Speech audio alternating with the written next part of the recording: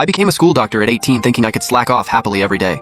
But I never expected college students these days are super fragile. They either break their waist sneezing, or pass out from anger because they didn't get pork knuckle rice, and my medical skills have been honed to perfection by these fragile students. I joined the most popular variety show right now. The show stars are not celebrities or influencers that audiences are tired of, but ordinary people who work hard and dedicate themselves to their jobs in daily life. This show is even regarded as a college application guide by many high school seniors. Through this show, they can see the real look of their dream jobs. And the job of a college school doctor was the most requested one during the last episode's recording. Compared to doctors in hospitals, although school doctors also need to save lives and heal the wounded, most people think their job is much more relaxed, and they even have winter and summer vacations. Luna finally walked to the door of the school clinic, and her smile suddenly froze for a second. Early in the morning at the door of the college clinic, she seemed to smell butter-hot pot. She must have woken up too early today, which messed up her sense of smell. Luna raised her hand and knocked twice on the door come in. The moment she pushed the door open, the female host, who always had perfect expression control, couldn't help twitching the corner of her mouth. The live camera followed behind Luna and moved forward. The full view of the school clinic came into the live camera on the desk of the clinic. An electric hot pot was bubbling and boiling. The man who was fishing tripe from the hot pot saw Luna and the camera behind her, then lowered his head and took a clean bowl from the desk drawer and a pair of disposable chopsticks, sesame oil dip or sesame paste dip. Luna blurted out sesame oil dip a few seconds later.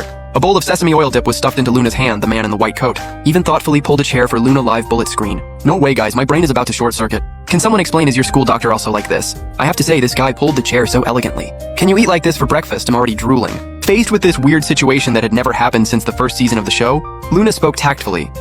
Dr. Jake, is it unhealthy to eat such heavy and spicy food early in the morning? As she spoke, the man in front of her fished another big chopstick of tripe from the plate and put it in the pot to blanch. I'm a doctor, don't I know this is unhealthy? Then why are you still eating? Luna was dumbfounded in previous shows. Luna had also followed medical workers. Most medical workers, in her perception, would try their best to eat healthy when they were not too busy with work. Even if you are healthy, you can still die from various accidents. Life is short. Happiness is the most important. I eat what I want. Luna was stunned. The man in front of her was only in his 20s. How come he sounds so old and seems to have seen through life and death? Smelling the hot pot aroma from the pot, the host, who was keeping her figure still, couldn't control herself and ate a few bites with you. I have to say, eating hot pot early in the morning is so awesome. Luna squinted her eyes happily and suddenly saw the cameraman holding the camera almost to her face. Then she remembered she still had a task to do as Luna put down her chopsticks. You also finished eating? You stood up to clear the dishes. Luna was too embarrassed to sit there anymore and followed you to clear the table. While clearing up, she asked curiously, Dr. Jake, aren't you afraid to eat this in the school clinic early in the morning? Before she finished speaking, Luna saw you put those dirty dishes into the dishwasher. Are you kidding me? What the hell? How can there be a dishwasher in the school clinic? You put the dishes in, pressed the wash button, and turned around to see Luna's thunderstruck expression. You pumped a pump of hand sanitizer and stood by the sink washing your hands unhurriedly. Don't worry, the dishwasher is paid for by myself. I also applied to the principal, and I will voluntarily pay the water and electricity bills of the clinic every month. It won't be charged to the school's public account. Luna. Dr. Jake, although I personally appreciate your attitude towards life, I still have a question to ask you. You sat on the small sofa in the clinic, looked up blankly. Go ahead, Luna.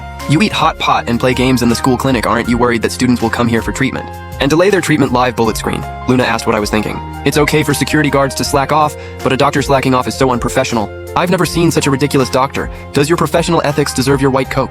Wait, he doesn't seem to be wearing a white coat. You silently changed your position on the sofa. Yawned lazily. Don't worry, guys. College students are all busy rushing to morning classes. Who has time to get sick? Is that really the case? You turned your phone screen towards Luna and the camera.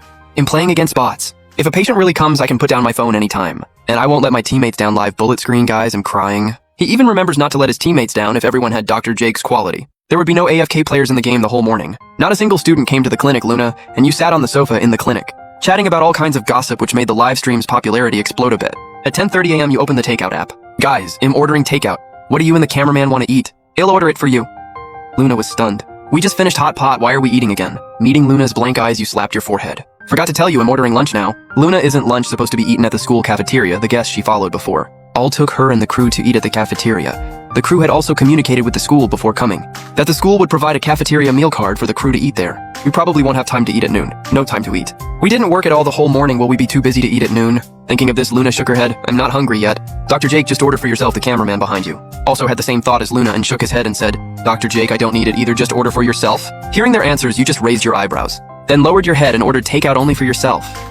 You believed that after this noon, these two would understand what it means to listen to advice and eat well at 11:50 a.m. You, who had been idle in the clinic all morning, took your white coat from the hanger and put it on. After tidying up the commonly used medical equipment in the clinic, you sat down at your desk, yawning.